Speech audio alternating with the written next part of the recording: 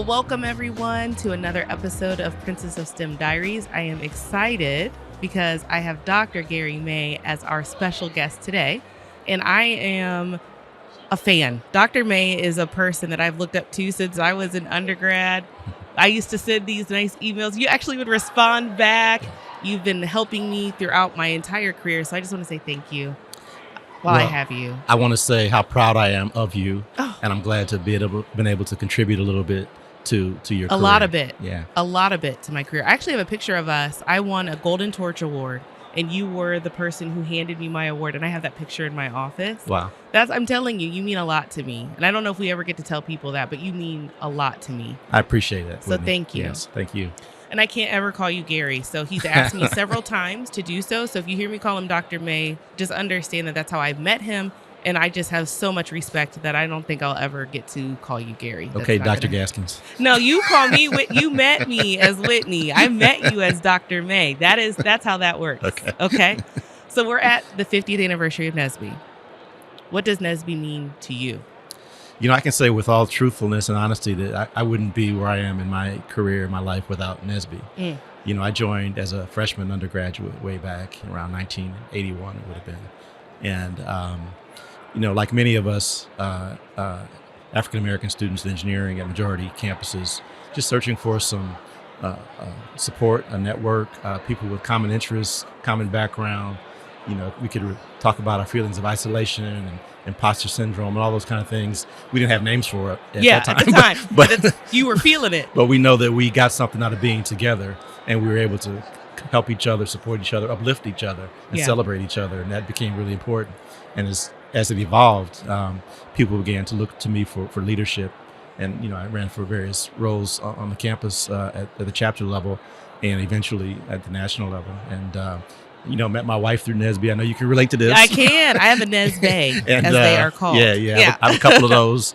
And even one of my oldest NSBE was a regional officer in Region 4. Oh, I forgot. Yes. And you and Delano were advisors to her, and she remembers that and cherishes that. So, you know. Yeah.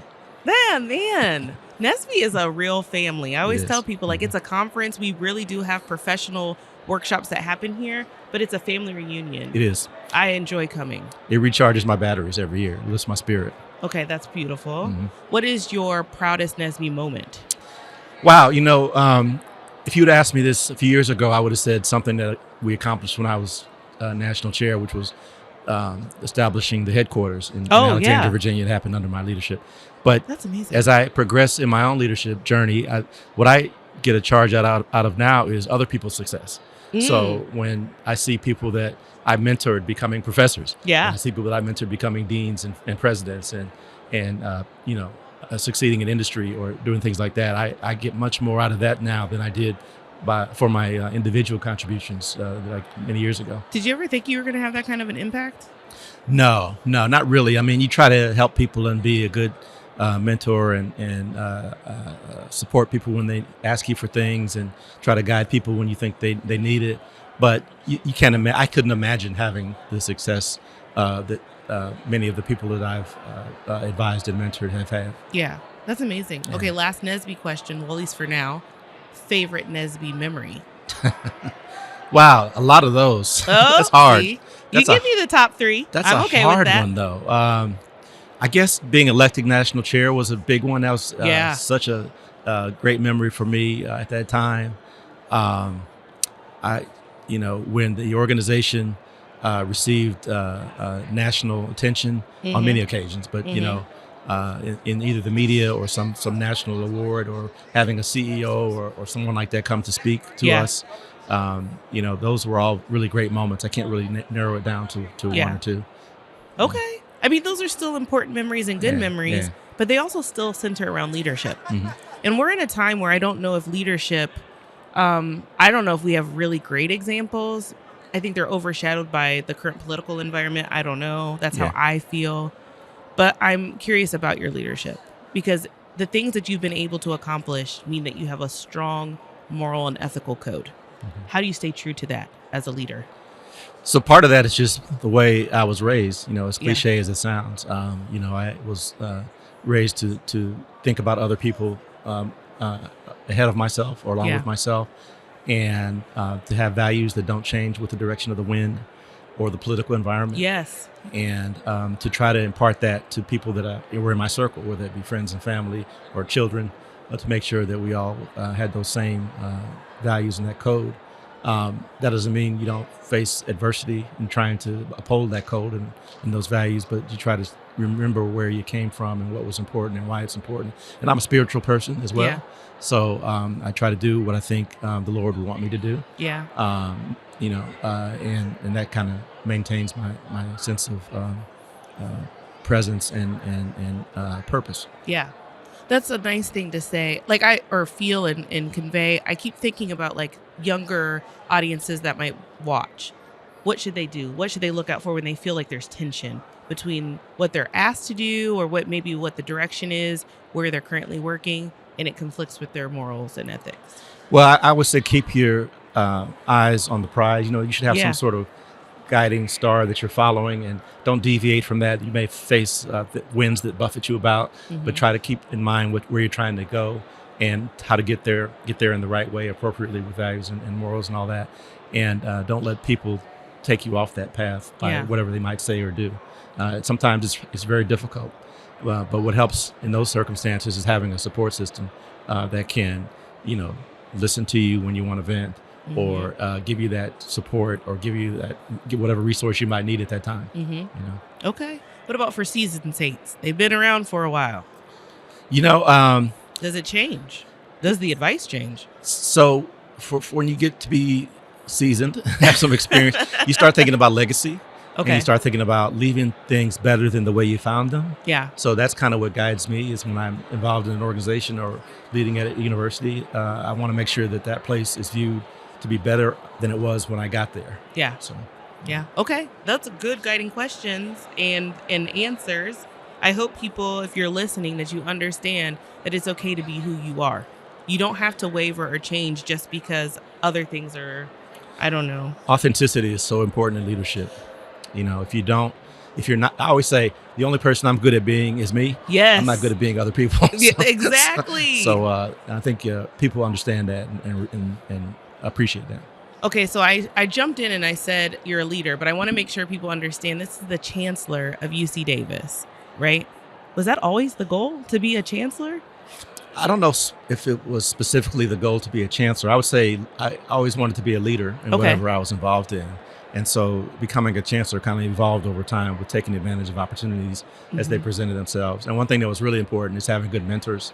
I've always had really good mentors and sponsors that looked out for me and supported me and were resources for me along the way. Okay, what makes somebody a good mentor or sponsor? I think it's a little deeper than most people think. The word mentor comes from, when Odysseus went to fight the Trojan War, he gave his son to mentor, to take care of him. So your mentor is not this. Yeah. This is amazing. Always educating. Always. So mentor is not. There's a really relationship there. It's not just somebody you have lunch with every 2 weeks or every month. There has to be some rapport that develops and some real caring relationship that goes both ways between you and your mentor. And I've been fortunate enough to have a few of those. Did you identify them yourself, or did they come find you? Both happened. Okay. Sometimes it was someone I thought I could learn from, and I would benefit from knowing better. Sometimes someone tap me on the shoulder and say, I think you would be good at this, and I think I can help you. That's amazing. How do you know you're prepared? And what did you do to prepare yourself? I don't think you ever feel prepared. Okay. You're always thinking, wow, am I ready for this? Even now today, as a chancellor, there are many times that I think, wow, this is just too big for me. But then, I settle down.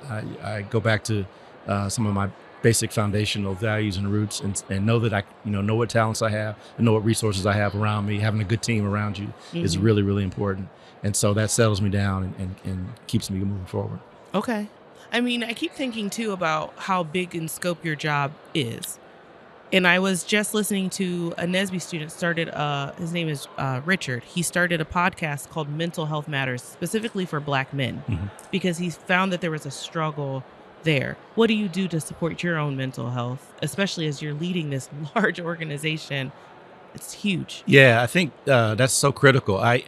I'll first acknowledge the support I have from my family, and in particular my wife, my partner. She's my therapist, counselor, bartender. Not necessarily that order.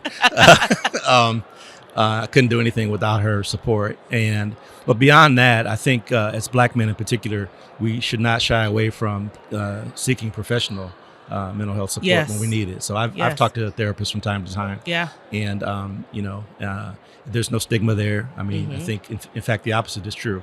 It's acknowledging that you need to fill in those gaps and get some support when necessary, so you don't, go off in bad directions. Right. So, okay. Get the help you need when you need it. Do not go at anything alone. That's a common theme. Well, just like when I was a student, or when I was helping other students, I always told the students that the best students are the ones that go get tutored. And it's the same kind of principle. When you need help, go get help, and don't be ashamed about needing help, because everybody needs help. We live in a shame culture, though. A lot of people feel ashamed that they need one another, and I don't know how to break that barrier down.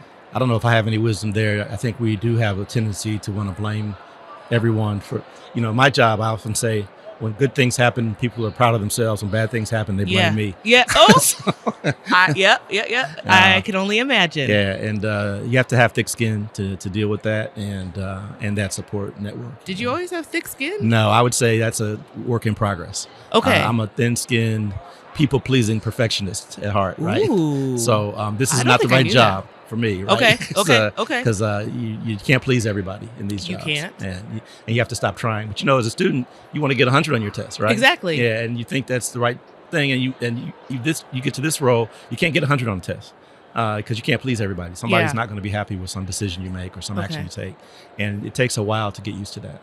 So now I'm just asking questions for my own personal development, but is there ever a point when you actually explain your thought process, or do you just make a decision and that's the decision? I always try to explain my rationale when I make a decision. Okay. Now, that doesn't mean, so it's not always, people don't always have access to that. So I don't, like write you're not going to send a memo every time. Yeah. Because I make hundreds of decisions a day. Right. But I try to be transparent. I try to be available and accessible. So that even if people don't agree with the decisions I made, they can understand what I was thinking. Okay. That's a line for me. Like, how much do I share? Is too much transparency a bad thing? Can you be too transparent? Only if you're sharing things that don't belong to you. Like you have other people have privacy and have, I like that. Some expectation of not betraying confidence. Okay. So I would say that's where the line would be for me if I'm sharing something that would cross the line in someone else's privacy. Okay. That's a good point to remember. I don't have any more serious questions. Okay. I need you to give me some final advice. People ask me for advice all the time. I just, very simply, I say, work hard, play hard, pray hard. That's I like it. We need to put that on a bumper sticker. Yeah. Yeah, I like that. You can have it. Okay. You said you can have that. Go for that. But I do have to ask one silly question. Okay. What are you listening to right now? Oh, wow. I'm pretty old school in my musical taste. Okay, my wife will say it doesn't go beyond, say, 2010. 2010. I want to know what you were listening to in 2010. I'm a big fan of Prince. I listen to a lot of Prince. Okay. In fact, I was watching Purple Rain, the movie, the other day, and the music holds up. The movie, not so much. Yeah, the movie, not so much. No. We could get into that, but so that's sort of my style, sort of old school R&B, jazz. Easy listening type stuff. Even some light rock. Really? Yeah. Okay. Mm-hmm. I can feel that. Okay. Thank you for coming on the show today. Thank you for having me, Whitney. I know it was an honor for me, and you've touched so many people's lives here at NSBE for the better. Just thank you for all you do, and we're with you. I appreciate it. Yes, thank you. And I am proud of you. I love that. Thank you. That made my whole day. Okay. You heard it. Dr. May said he was proud of me. Okay. Thank you. My pleasure. Bye.